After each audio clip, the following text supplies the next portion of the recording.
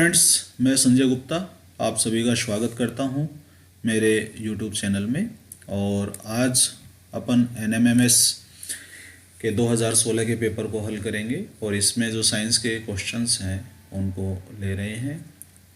और बहुत important question है क्योंकि इसमें कक्षा 6, 7 और 8 के क्वेश्चन शामिल किए जाते हैं।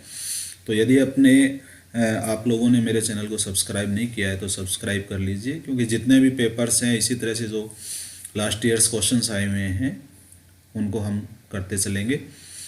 तो पहला क्वेश्चन ले लेते हैं कि ध्वनि तरंगें जो हैं वो गमन करती हैं। ध्वनि तरंगें गमन करती हैं केवल ठोस में, केवल द्रव में, केवल वायु या गैस में, या तीनों में। तो ये राइट ऑप्शन हो जाएगा। ध्वनि तरंगें प्रकृति के अंदर यांत्रिक हैं, यांत्रिक तरंगे हैं। और दूसरी बात, ये अनुदैर्ध्य तरंगे हैं, अनुदैर्ध्य तरंगे हैं 20 हर्ट्ज से और 20 किलो हर्ट्ज के बीच में। जितने भी यांत्रिक तरंगे हैं उनको गमन करने के लिए माध्यम की आवश्यकता होती है, वो निर्वात में गमन नहीं कर सकती। इसलिए ध्वनि तरंगों को हम निर्वात में नहीं सुन सकते। ठोस, द्रव और गैस तीनों ही माध्यम में ये गति करती हैं, इसलिए ऑप्शन 4 आपका सही हो जाएगा। उसके बाद में नेक्स्ट क्वेश्चन है, आपतन कोण और परावर्तन कोण आपस में बराबर होते हैं सदैव, कभी कभी विशेष दशाओं में, कभी नहीं। तो इसमें आप देखिए कि दो तरह का परावर्तन होता है, एक तो रेगुलर यानी कि नियमित और एक इर्रेगुलर। तो जब इरेगुलर परावर्तन होगा, जब आपकी सतह है वो नियमित नहीं है, इरेगुलर है, उस स्थिति में इस नियम का पालन नहीं होगा, परावर्तन और अपवर्तन कोण आपस में बराबर नहीं होंगे। लेकिन सामान्य दशाओं में ये दोनों कोण आपस में बराबर होते हैं। चूँकि ये कक्षा 6, 7, 8 से रिलेटेड क्वेश्चन है तो उस लेवल में हम कहेंगे कि ये दोनों कोण हमेशा बराबर होते हैं। चाल का मूल मात्रक है किलोमीटर प्रति मिनट, किलोमीटर प्रति घंटा, मीटर प्रति मिनट, मीटर प्रति सेकंड। चाल में हम दूरी में समय का भाग देते हैं। अब दूरी का जो मूल मात्रक है वो है मीटर। MKS, CGS और FPS, तो उसमें हम MKS पद्धति को फॉलो करते हैं नॉर्मली। और दूरी का मात्रक मीटर, समय का मात्रक सेकंड, इसलिए चाल का मात्रक हो गया मीटर प्रति सेकंड। इंद्रधनुष बनने की घटना क्या कहलाती है? इंद्रधनुष बनने में आप ये जानते हैं कि प्रकाश अपने मूल रंगों में बिखर जाता है, और मूल रंगों में बिखरने की जो घटना है वो कहलाती है विक्षेपण, डिस्पर्सन। डबल रोटी के निर्माण करने के दौरान निकलने वाली गैस है। डबल रोटी का जब निर्माण किया जाता है तो उसमें सोडियम बाइकार्बोनेट मिलाया जाता है। सोडियम बाइकार्बोनेट जब मिलाया जाएगा तो ये गर्म होकर के CO2 गैस देगा, और उसके कारण आपकी रोटी है वो सॉफ्ट बनेगी। तो इसका आंसर हो जाएगा कार्बन डाइऑक्साइड गैस। उसके बाद में नेक्स्ट क्वेश्चन है हमारा कि CNG का ऊष्मीय मान कितना है? ऊष्मीय मान से मतलब है कि उसमें जो हीट एनर्जी है उसकी डेंसिटी कितनी है। हीट एनर्जी की डेंसिटी, हीट एनर्जी की डेंसिटी को आप यूँ कह सकते हैं कि ईंधन जो है उसके प्रति किलोग्राम से आपको कितने किलो जूल एनर्जी मिलेगी। तो CNG का उसमें मान है 50,000 किलो जूल प्रति किलोग्राम, और LPG 55,000 किलो जूल प्रति किलोग्राम ये LPG का है। और सबसे ज़्यादा मान होता है हाइड्रोजन के लिए जो 1,20,000 किलो जूल प्रति किलोग्राम है। उसके बाद में नेक्स्ट क्वेश्चन है अधातु। तो आयरन धातु है, कॉपर धातु है, जिंक धातु है। अधातु का उदाहरण है सल्फर S। नींबू में कौन सा अम्ल पाया जाता है? एसिटिक अम्ल, ऑक्जेलिक अम्ल, सिट्रिक अम्ल, लैक्टिक अम्ल। तो नींबू के अंदर आपको सिट्रिक एसिड मिलेगा। नींबू के साथ जैसे संतरा है, ऑरेंज, इसके अंदर भी सिट्रिक एसिड पाया जाता है। लैक्टिक एसिड आपको मिलता है दही के अंदर है, दूध के अंदर है। इनके अंदर ऑक्जेलिक एसिड हमारे स्टोन बनती है, उनका मुख्य कारण है। एसिटिक एसिड सिरका के अंदर एसिटिक एसिड मिलता है हमें। निम्नलिखित में से किस विलयन में विद्युत धारा का प्रवाह नहीं होगा? हम जानते हैं कि विद्युत धारा के प्रवाह के लिए हमें आयन चाहिए। नल के पानी में आयन होते हैं, नींबू के रस में आयन होते हैं, सिरका में, विनेगर में आयन होते हैं। वेजिटेबल ऑयल जो है इसमें आयन नहीं होते, तो इसमें विद्युत धारा का प्रवाह नहीं होगा। जितने भी ऑर्गेनिक कंपाउंड्स हैं उनमें ज़्यादातर में ये स्थिति पाई जाती है कि उनसे विद्युत धारा का प्रवाह नहीं होता है। उसके बाद में खाना पकाने के लिए जो हैंडल बनाए जाते हैं उनमें सर्वाधिक उपयुक्त पदार्थ कौन सा है? तो इसके लिए बिल्कुल सही विकल्प है बेकेलाइट, जो कि फिनोल और फॉर्मेल्डिहाइड के संघनन से हमें प्राप्त होता है। कठोर होता है। 1 हर्ट्ज बराबर है 1 हर्ट्ज आवृत्ति का मात्रक है, पहले तो अपने को ये पता होना चाहिए। और 1 साइकिल पर सेकंड यानी 1 कंपन प्रति सेकंड, 1 हर्ट्ज का मतलब है। आंसर मिनट में दिए हैं, 1 मिनट में 60 सेकंड होते हैं, तो 60 कंपन प्रति मिनट, ये इसका सही विकल्प हो जाएगा, 60 कंपन प्रति मिनट। कितने डेसिबल से अधिक शोर हमारे लिए कष्टदायक होता है? तो सबसे बड़ी जो इसमें राशि है 80 डेसिबल, और 80 डेसिबल तक ही हमारे लिए श्रव्य ध्वनि होती है। प्रति एकांक क्षेत्रफल लगने वाला बल क्या कहलाता है? तो ये कल भी हमने किया था कि F/A बल में क्षेत्रफल का भाग देंगे तो ये हमें प्रेशर यानी दाब देगा, तो ये हो जाएगा दाब। इसके बाद में प्रोटोजोआ के द्वारा होने वाला रोग जिसका वाहक एक मच्छर है, तो इसमें बिल्कुल सिंपल सा क्वेश्चन है ये, मलेरिया इसका आंसर हो जाएगा। पोलियो वायरल है, खसरा वायरल है, डेंगू भी वायरल है। सही कथन का चयन करना है। गुणसूत्र केंद्रिका में स्थित होते हैं, गलत। कोशिका केंद्रक में स्थित होती है, गलत। केंद्रक कोशिका में स्थित होता है। केंद्रक कोशिका झिल्ली से घिरा होता है, गलत। केंद्रक डबल लेयर न्यूक्लियस मेम्ब्रेन से घिरा होता है। जीन गुणसूत्र में स्थित होते हैं, बिल्कुल सही है ये हमारा ऑप्शन। उसके बाद में कलिका जनन बडिंग जो है वो किस में होती है? पैरामीशियम में, हाइड्रा में, अमीबा में और बैक्टीरिया में। तो इसका सही आंसर हो जाएगा हाइड्रा के अंदर। हाइड्रा में बर्ड्स के द्वारा रिप्रोडक्शन होता है। मक्का की फसल उगाने के लिए कौन सी परिस्थिति आवश्यक नहीं है? कम तापक्रम।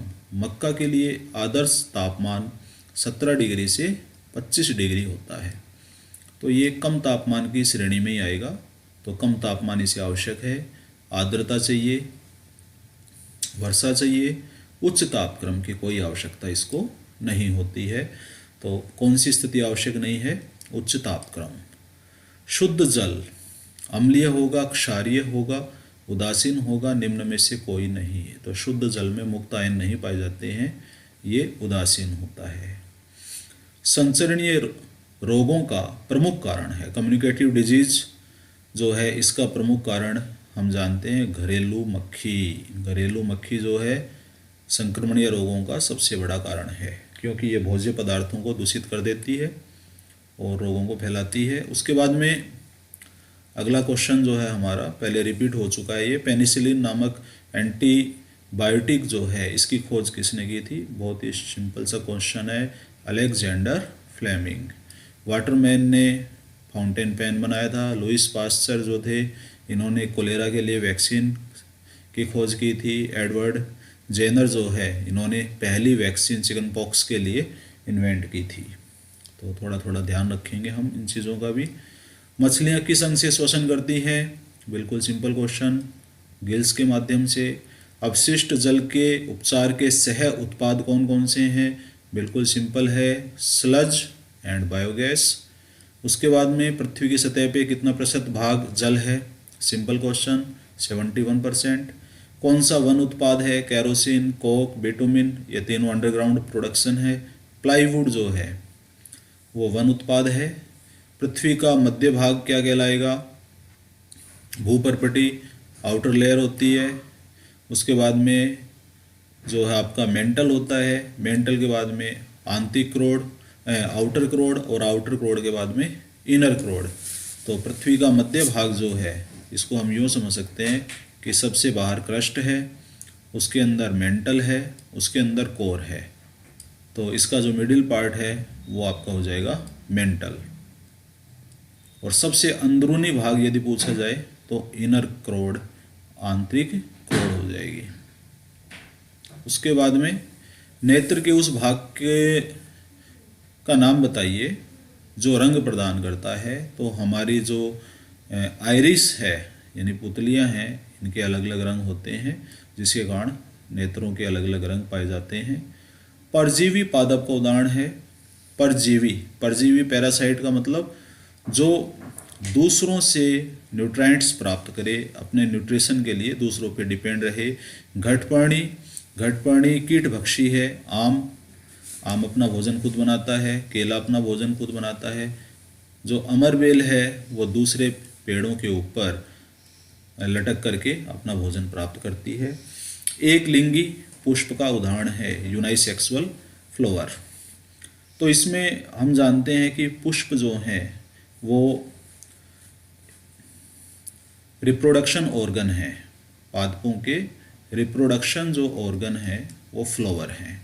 दो तरह के हैं, यूनाइसेक्सुअल और बाइसेक्सुअल।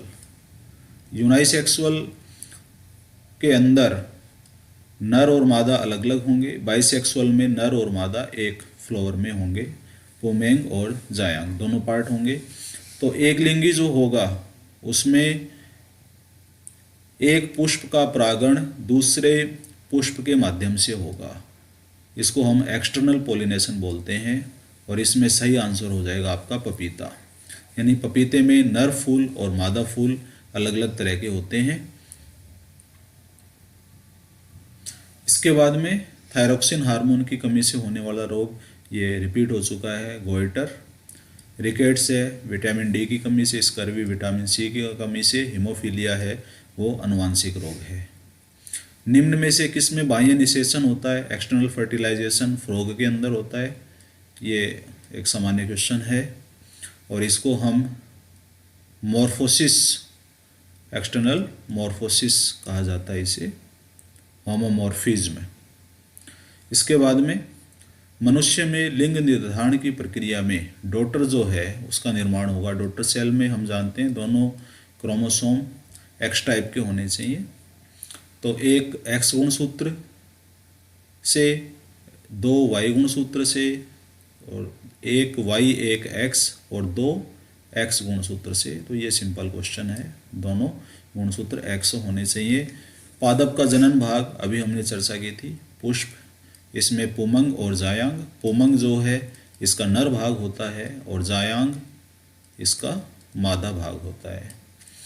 किस आयु के वर्ग को टीनेजर्स कहा जाता है? तो 13 से 19। ये बिल्कुल सिंपल क्वेश्चन है। प्रदर्शित लेग्यूम पादप में जड़ ग्रंथिकाओं में पाए जाने वाले जीवाणु है। तो लेग्यूम प्लांट की जड़ों के अंदर राइजोबियम जीवाणु पाया जाता है जो नाइट्रोजन स्थिरीकरण के लिए उत्तरदायी है। ये सहजीवी जीवन का उदाहरण है। उसके बाद में मार्बल कैंसर परिघटना का कारण है। तो मार्बल कैंसर से मतलब क्या है कि मार्बल जो है उसका क्षय होना, मार्बल का क्षय होना। तो जब मार्बल के ऊपर अम्लीय वर्षा होगी तो अम्लीय वर्षा के कारण इसका जो चूना है कैल्शियम कार्बोनेट, ये कमज़ोर पड़ जाता है। इसी को ही मार्बल कैंसर कहा जाता है। तो इसका सही आंसर हो जाएगा अम्लीय वर्षा। और अम्लीय वर्षा के अंदर ऐसा होने का कारण नाइट्रोजन ऑक्साइड और SO2, ये जब वायुमंडल में होती हैं तो जल के साथ मिलकर के नाइट्रोजन है वो HNO3 बना लेती है, SO2 है वो H2SO4 बना लेती है। और ये दोनों ऑक्साइड, ये दोनों अम्ल मार्बल को कमज़ोर कर देते हैं। निम्नलिखित में से कौन सा जैविक घटक है पत्थर, जल, मिट्टी, मछली, तो मछली हो जाएगा। मिनाकी पर्वत किस महासागर में स्थित है? मिनाकी पर्वत हवाई द्वीप समूह है, प्रशांत महासागर के अंदर स्थित है, हवाई द्वीप समूह के पास। और इसकी खास बात यह है कि ये अगर इसको हम समुद्र के अंदर से इसकी गहराई नापें तो ये सबसे ऊंचा पर्वत है, एवरेस्ट से भी ज़्यादा। ये लगभग 10,300 मीटर ऊंचा है। डोरमेंट या सुप्त ज्वालामुखी भी है ये। पवन की दिशा बताने वाला यंत्र, पवन की दिशा बताता है विंड वेन, और एनीमोमीटर जो है वो पवन की गति को बताता है। तो इसका सही आंसर हो जाएगा दिशा बताने वाला यंत्र विंड वेन। केंद्रीय शुष्क क्षेत्र अनुसंधान यानी कि काजरी कहाँ पे स्थित है? सिंपल क्वेश्चन, जोधपुर में। शुष्क मौसम में अपने पत्ते गिरा देने वाले वन क्या कहलाते हैं? पतझड़ी वन, डिसिडियस फॉरेस्ट। तो फ्रेंड्स, ये आज के हमारे 40 क्वेश्चन थे। काफ़ी इंपॉर्टेंट क्वेश्चन है, अच्छे क्वेश्चन हैं और रेट के हिसाब से बहुत ही इंपॉर्टेंट है। आप इनका अभ्यास कीजिए। इनमें यदि आप 35 प्लस अंक ला रहे हैं तो निश्चित रूप से आपकी तैयारी बहुत अच्छी है। बहुत बहुत धन्यवाद। जय हिंद।